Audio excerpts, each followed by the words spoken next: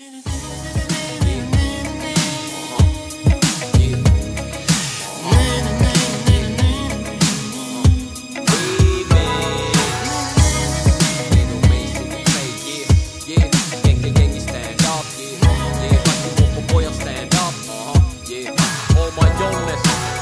tietää kaikki sama hankinnat tehneet. Ainut oikein moppo valinta on mankin tai PV-ikä enemmän kuin muutama vuosissa. Mutta turha tullata vuodissa ostaa jotain uutta ja muovista nää.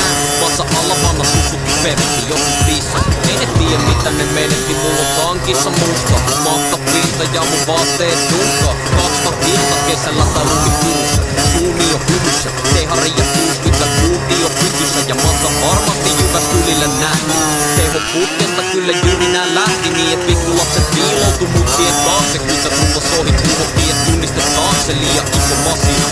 Pojat rikko lakia, mut Mikko soitti silloin aina infot, missä on rapsia sen takia. Et tullut sakkoja tai sankioita, mut jotain kuuli kuului pakko matkatarinoita.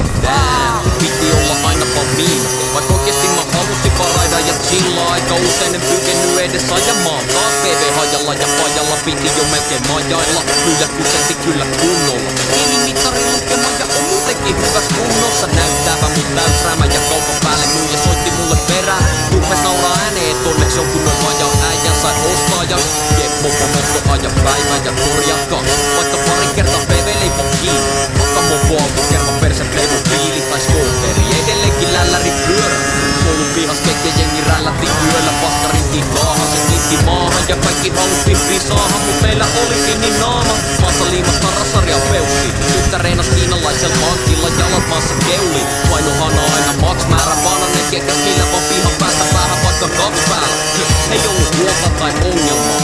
Olo onnekas onneksi elämä on jonneena. Kohta korveissa missä massi on femma. Meidän setra pari päivää riittää tankissa bensa. Ja vedettiin rasvaletti jakaukseen. Moppos käyntiin ja ratsastettiin vapauteen. Ne landeks aina rissaa kun en oo käynyt kaivan rissaa. Mut mitä sä sit tiiät mikä on raidamista? Hessa teidit hengas teisiltä venkeillä kampis. Ei oo varmaan ikinä nyt PV tai manki.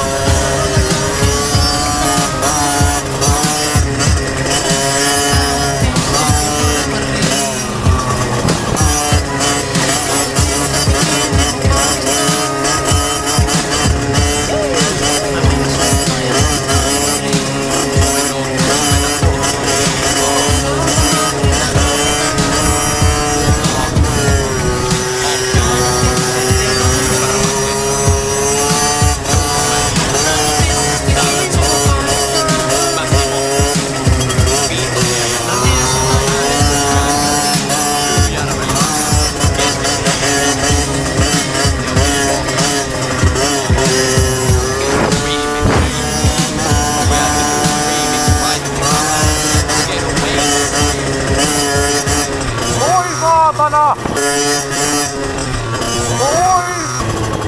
Melkein ympäri, ei ollut kaukana.